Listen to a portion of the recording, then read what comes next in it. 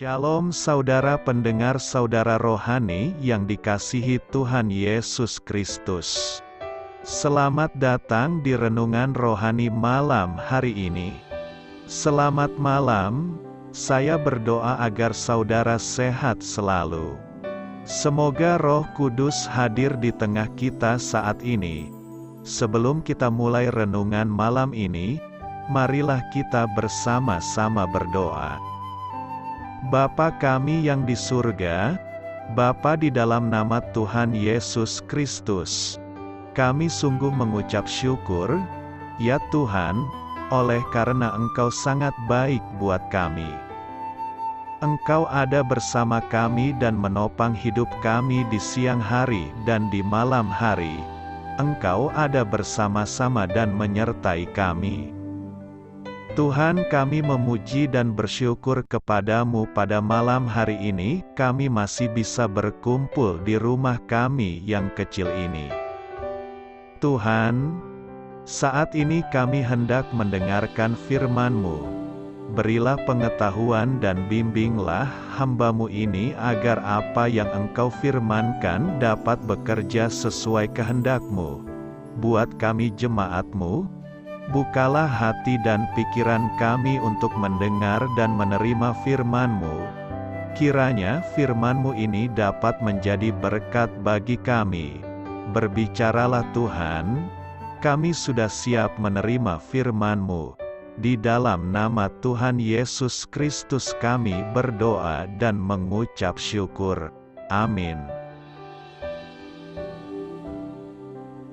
Sahabat saudara rohani, pembacaan ayat emas Alkitab renungan kita malam hari ini. Nats pilihan kita adalah, Allah sangat meninggikan dia dan mengaruniakan kepadanya nama di atas segala nama, supaya dalam nama Yesus bertekuk lutut segala yang ada. Tertulis dalam kitab Filipi 2 ayat 9 dan 10, bacaan kita pada malam ini terambil dari kitab Filipi 2 ayat 5 sampai dengan ayat 11.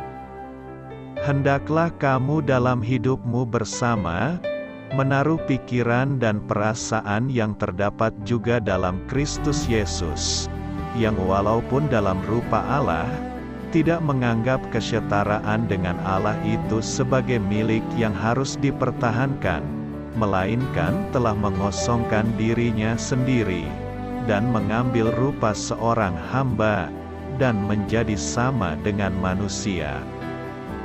Dan dalam keadaan sebagai manusia, ia telah merendahkan dirinya dan taat sampai mati, bahkan sampai mati di kayu salib. Itulah sebabnya Allah sangat meninggikan dia dan mengaruniakan kepadanya nama di atas segala nama, supaya dalam nama Yesus bertekuk lutut segala yang ada di langit dan yang ada di atas bumi dan yang ada di bawah bumi, dan segala lidah mengaku, Yesus Kristus adalah Tuhan, bagi kemuliaan Allah, Bapa. Filipi 2 ayat 5 sampai dengan ayat 11. Topik dari ayat emas renungan kita adalah jalan menuju kemenangan diaspal oleh sikap tunduk yang rendah hati kepada Allah. Mari kita mulai renungan malam kita. Judul renungan kita hari ini adalah Pintu Kerendahan Hati. Kisah inspiratif. Selama berabad-abad, pintu masuk gereja kelahiran di Bethlehem telah 2 kali diperkecil. Tujuannya adalah agar para perampok berkuda tidak dapat menerobos masuk. Pintu itu sekarang disebut pintu kerendahan hati, karena para pengunjung harus membungkuk untuk dapat masuk. Saat kita beranjak tua, menekuk lutut menjadi semakin sulit dan sakit. Di dunia kesehatan, beberapa orang dengan berani menjalani operasi penggantian lutut, untuk menghindari kerusakan sambungan yang semakin sakit selama bertahun-tahun. mereka rela menderita selama beberapa minggu. Seperti lutut fisik kita, lutut rohani pun dapat menjadi kaku seiring dengan berjalannya waktu. Tahun-tahun yang penuh kesombongan dan keegoisan yang keras kepala membuat kita tidak fleksibel, sehingga semakin sulit dan menyakitkan bagi kita untuk merendahkan diri. Karena terbujuk oleh perasaan penting yang palsu saat orang lain tunduk kepada kita, kita tidak pernah belajar bahwa arti penting yang sejati muncul bila kita tunduk kepada Allah dan orang lain. Efesus 5 ayat 21 dan 1 Petrus 5 ayat 5. Pada saat kita merayakan kelahiran Yesus, alangkah baiknya jika kita mengingat pintu kerendahan hati, karena hal itu mengingatkan kita bahwa kita semua membutuhkan lutut-lutut baru, yaitu lutut yang bersedia menekuk. Kerendahan hati merupakan satu-satunya jalan untuk memasuki hadirat Allah. Menghormati Dia yang telah membungkuk begitu rendah untuk menyertai kita, benar-benar merupakan sebuah jalan yang lebih baik. Amin. Marilah kita renungkan di dalam hati kita. Allah sangat meninggikan Yesus. Itulah sebabnya Allah sangat meninggikan Dia dan mengaruniakan kepadanya nama di atas segala nama, supaya dalam nama Yesus bertekuk lutut segala yang ada di langit dan yang ada di atas bumi dan yang ada di bawah bumi, dan segala lidah mengaku, Yesus Kristus adalah Tuhan, bagi kemuliaan Allah, Bapa. Filipi 2 ayat 9-11. Tokoh band terkenal tahun 1960-an ada grup musik amat populer di dunia, yaitu The Beatles. 4 pemuda gondrong, dipimpin John Lennon, menguasai hati para pemuda dengan musiknya. Setiap hari lagu-lagunya disiarkan radio.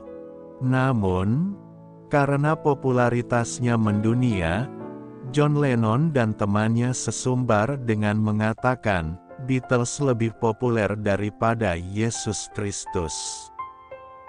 Dunia geger mendengar ucapan itu, muncul gerakan anti-Beatles, kaset-kasetnya dihancurkan dan dibakar. John Lennon minta maaf, namun popularitas mereka menurun drastis dan akhirnya grup ini bubar. Lebih tragis lagi, John Lennon mati ditembak penggemar fanatiknya. Saat ini tidak ada pemuda yang kenal Beatles. Nama itu lenyap bagai uap tak berbekas. Filosof dan tokoh negara. Seorang filsuf Perancis Voltaire pada abad 18 di hadapan Raja Prusia sesumbar akan mengalahkan Yesus dan 12 muridnya. Dia mengatakan dalam 100 tahun, Alkitab akan musnah diganti 92 buku karyanya. Namun 20 tahun setelah kematiannya, Lembaga Alkitab Jenewa membeli rumahnya untuk dijadikan tempat pencetakan Alkitab. Kini Alkitab justru menjadi buku terlaris di dunia. Dan malangnya, 6 jilid buku Voltaire hanya terjual seharga Rp8.000. Pemimpin Soviet, Nikita Khrushchev, berpidato di mimbar auditorium dan sesumbar jika komunisme berjaya menguasai dunia, kekristenan akan lenyap dari muka bumi. Kini komunisme Rusia hancur, sebaliknya kekristenan di Rusia makin berkembang pesat. Kini di mimbar auditorium itu para hamba Tuhan memberitakan Injil yang dipancarkan melalui satelit ke seluruh Rusia menggunakan 4 bahasa. Yesus mendirikan jemaat. Yesus berkata, Di atas batu karang ini aku akan mendirikan jemaatku dan alam maut tidak akan menguasainya. Matius 16 ayat 18. Tidak ada yang mampu menghancurkan jemaat Kristus. Pada saat ini, apakah Yesus, ajarannya dan para pengikutnya lenyap dari muka bumi ini? Tidak, nama Yesus Kristus justru semakin dikenal setiap orang di seluruh dunia. Ketika Natal tiba, ratusan juta manusia merayakan hari kelahirannya beribu-ribu lagu, puisi, lukisan, dan drama diciptakan untuk menyambut kelahiran Yesus. Bahkan, penanggalan internasional pun dibuat berdasarkan tahun kelahiran Yesus. Perhitungan waktu dunia dibagi menjadi sebelum Masehi dan sesudah Masehi. Mengapa seluruh dunia merayakan hari kelahirannya? Apakah karena dia adalah tokoh terkenal? Tentu bukan karena itu, sebab ada banyak tokoh dunia terkenal. Misalnya tokoh fisika dunia, Albert Einstein, dengan teori relativitasnya, telah mengubah dunia. Tokoh biologi terpopuler dunia, Charles Darwin, dengan teori evolusinya banyak membuat manusia menjadi ateis. Tetapi dunia tidak pernah merayakan hari kelahiran mereka. Allah meninggikan Yesus. Mengapa Yesus demikian terkenal dan dipuja? Karena Allah Bapa sangat meninggikan Dia dan mengaruniakan kepadanya nama di atas segala nama. Tidak ada satu nama pun di dunia ini yang memiliki kuasa di sorga dan di bumi kecuali Yesus. Matius 28 ayat 18. Dialah Allah yang turun ke dunia dalam wujud manusia. Dia bukan manusia yang dijadikan Allah. Pada mulanya adalah Firman. Firman itu bersama-sama dengan Allah, dan Firman itu adalah Allah.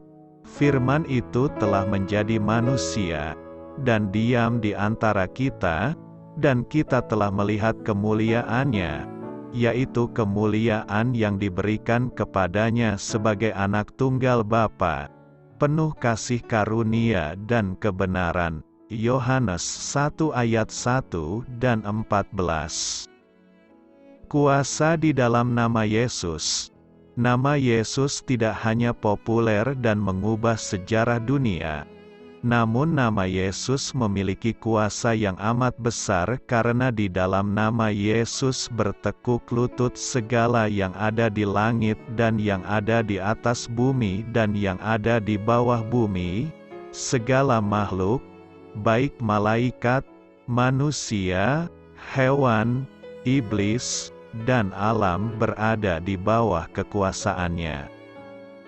Bahkan alam maut pun tunduk pada dirinya. Dalam nama Yesus, banyak manusia berdosa diselamatkan untuk menikmati hidup kekal di sorga. Nama itu telah mengubah banyak kehidupan di dunia ini. Di dalam namanya, mujizat terjadi. Orang sakit disembuhkan, orang buta melihat, orang tuli mendengar, orang bisu berbicara, orang lumpuh berjalan, bahkan orang mati dihidupkan, badai diredakan, dan kuasa iblis dihancurkan.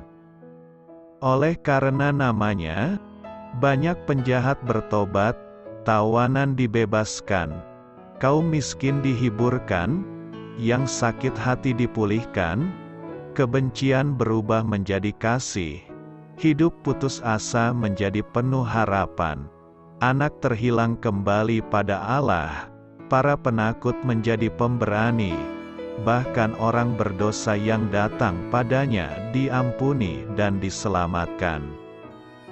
Di dalam Dialah, sorga dan bumi diciptakan, kerajaan Allah diberitakan, Yerusalem baru disediakan bagi umatnya.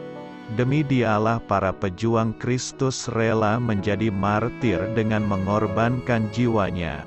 Para penginjil rela disiksa dan dipenjara, dan anak rela diusir orang tuanya. Kerajaan dunia silih berganti. Banyak raja dan kerajaan silih berganti terbit dan lenyap. Para penguasa itu berusaha menghalangi kuasanya. Para filsuf melawan ajarannya, orang ateis menghina keberadaannya, dan antikris berusaha menyerang dan menghancurkan umatnya. Namun ketika mereka semua hancur binasa, nama Yesus tetap berkibar sampai semua lutut bertelut dan semua lidah mengaku Dialah Tuhan. Yesus akan menghakimi dunia. Yesus akan datang kembali untuk menghakimi seluruh umat manusia. Dan aku, Rasul Yohanes, melihat orang-orang mati, besar dan kecil, berdiri di depan tahta itu. Lalu dibuka semua kitab, dan dibuka juga sebuah kitab lain, yaitu kitab kehidupan. Dan orang-orang mati dihakimi menurut perbuatan mereka, berdasarkan apa yang ada tertulis di dalam kitab-kitab itu. Maka laut menyerahkan orang-orang mati yang ada di dalamnya, dan maut dan kerajaan maut menyerahkan orang-orang mati yang ada di dalamnya, dan mereka dihakimi masing-masing menurut perbuatannya. Wahyu 20 ayat 12-13. Yesus berfirman, "Sesungguhnya aku datang segera dan aku membawa upahku untuk membalaskan kepada setiap orang menurut perbuatannya. Aku adalah Alfa dan Omega, yang pertama dan yang terkemudian, yang awal dan yang akhir." Wahyu 22 ayat 12-13. Pada saat ini, ketika firman Tuhan diberitakan, bertobatlah. Jangan keraskan hatimu. Terimalah Yesus sebagai Tuhan dan Juru Selamatmu sebelum penghakiman itu datang. Maka engkau akan menerima keselamatan kekal di sorga bersama Tuhan. Tuhan memberkati. Doa saya menyertai saudara sekalian. Saya memberkati Anda agar sewaktu Anda mencarinya dari Dia, Bapa Surgawi Anda akan memberikan bagi Anda roti harian Anda. Dalam nama Yesus Kristus, Tuhan yang berkuasa atas alam semesta dan menuntun kita kepada iman yang menyelamatkan, Tuhan Yesus menyertai senantiasa. Terima kasih sudah berkenan mendengarkan renungan malam saudara rohani. Tuhan memberkati. Amin.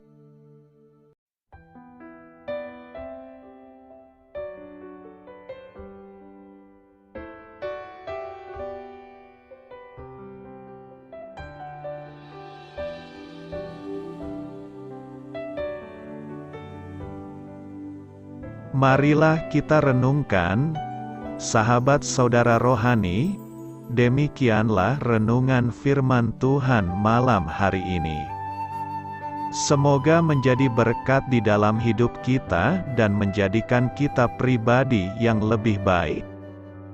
Sebelum kita beristirahat pada malam hari ini, marilah kita berdoa. Bapa kami yang di surga, Bapa di dalam nama Tuhan Yesus Kristus, kami sungguh mengucap syukur, ya Tuhan, oleh karena Engkau sangat baik buat kami.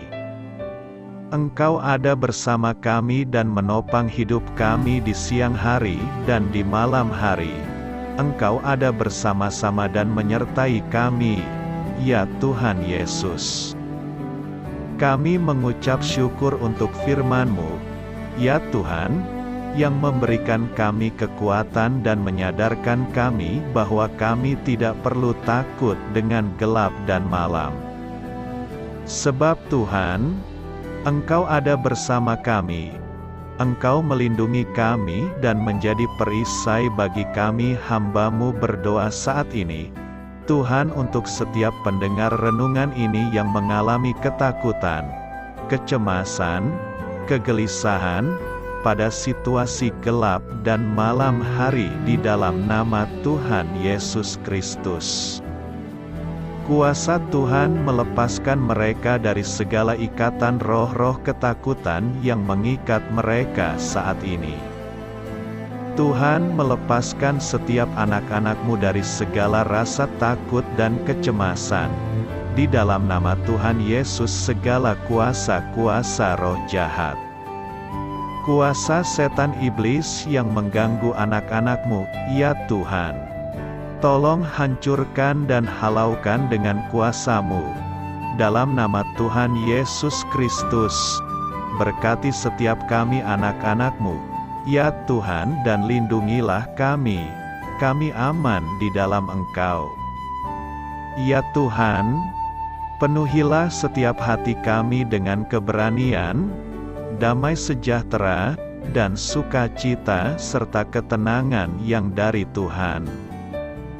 Berkati kami di malam hari ini, saat kami tidur dan beristirahat.